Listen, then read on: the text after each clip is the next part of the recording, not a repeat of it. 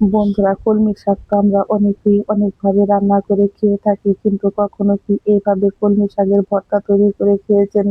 খেতে হয় কিন্তু দুর্দান্ত মজার। ছোট থেকে বড় সকলেই কিন্তু চেয়ে চেয়ে খাবে, এতটাই পরিমাণে মজার হয়। বানানো কিন্তু একদম সহজ। এখানে আমি নিয়েছি ১ আঁটি পরিমাণে কলমি শাক। কলমি শাকটা কিন্তু একদম ফ্রেশ আর টাটকা। শাকগুলোকে বেশ ভালো করে ধুয়ে আমি ঝুরি করে কেটে নেব। শাকগুলো আমার কাটা হয়ে গেছে বন্ধুরা। আমি এরকম ঝুরি করে শাকগুলো কেটে নিয়েছি। চলে যাব চুলায়, ফ্রাই প্যানে দিয়ে দেব অল্প পরিমাণে সরষের তেল। তেলটা আমার গরম হয়ে গেছে। এখন দিয়ে দেব আমি বেশ কিছুটা পরিমাণে শুকনো লঙ্কা। লঙ্কাটাকে কিন্তু আমি বেশ ভালো করে ভেজে নেব। চুলার আঁচটাকে লোতে রেখে আমি কিন্তু লঙ্কাগুলোকে বেশ ভালো করে এইভাবে ভেজে নিয়েছি।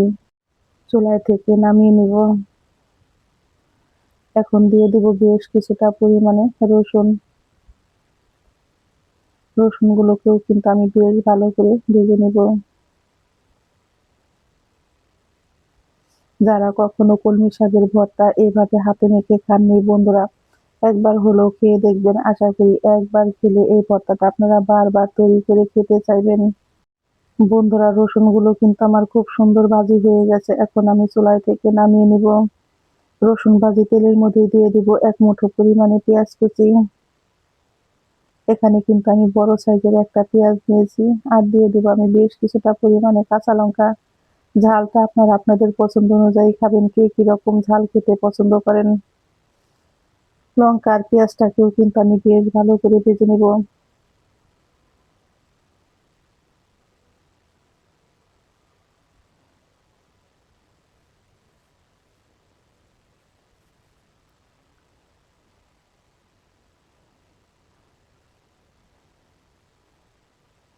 পেঁয়াজটা আমার খুব সুন্দর ভাজি হয়ে গেছে। এখন আমি চুলায় থেকে নামিয়ে নেব। বন্ধুরা, পেঁয়াজ ভাজি তেলের মধ্যে দিয়ে দেব কেটে রাখা শাকগুলো। অল্প পরিমাণে লবণ আর অল্প পরিমাণে জল দিয়ে কিন্তু শাকটাকে আমি একটু সিদ্ধ করে নেব। আর এইভাবে শাকটাকে একটু সিদ্ধ করে নিলে শাকের যে একটা কষকষ ভাব থাকে, সেই ভাবটা কিন্তু থাকে না। অনেকে কিন্তু এই কষকষ ভাবের জন্য কলমি শাক খেতে চান না বন্ধুরা। এইভাবে শাকটা যদি আপনারা সিদ্ধ করে নেন তাহলে কিন্তু আর একটুও কষ লাগবে না। আমি একটু এইভাবে নেড়ে দিব। বন্ধুরা, যখন কোনো কিছু দিয়ে খেতে ভালো লাগে না, এইভাবে ভর্তা করে খেলে কিন্তু পেট ভরে ভাত খাওয়া হয়ে যায়। এখানে নিয়েছি আমি শুকনো লঙ্কা আর ভেজে রাখা রসুন আর পেঁয়াজ। শাকগুলো আমার সিদ্ধ হতে হতে কিন্তু এগুলো আমি রেডি করে নিব। লঙ্কার বোটাগুলো আমি ফেলে দিব। আর লঙ্কাটাকে কিন্তু আমি হাত দিয়ে এভাবেই ভেঙে নিব।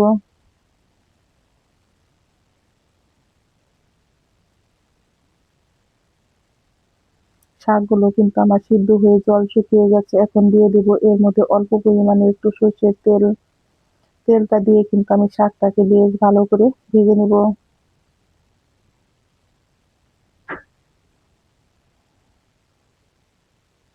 আর এইভাবে শাক ভাজি করে নিলে কিন্তু শাকের রঙও একদম সবুজ থাকে।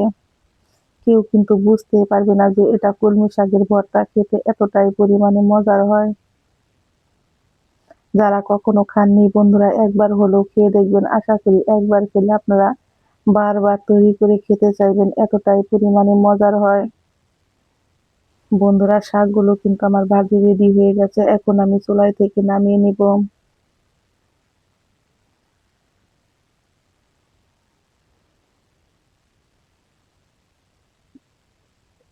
এখন আমি কাঁচা লঙ্কা, পেঁয়াজ, রসুন এইভাবে কিন্তু হাত দিয়ে চটকে মেখে নিব।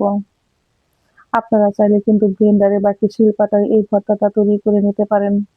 যখন হাতে একদম সময় থাকে না, আবার অলসতার জন্য কিন্তু ভর্তা করতে মন চায় না, তখন কিন্তু আমি এইভাবে হাতে মেখে ভর্তাটা তৈরি করে খেয়ে থাকি বন্ধুরা।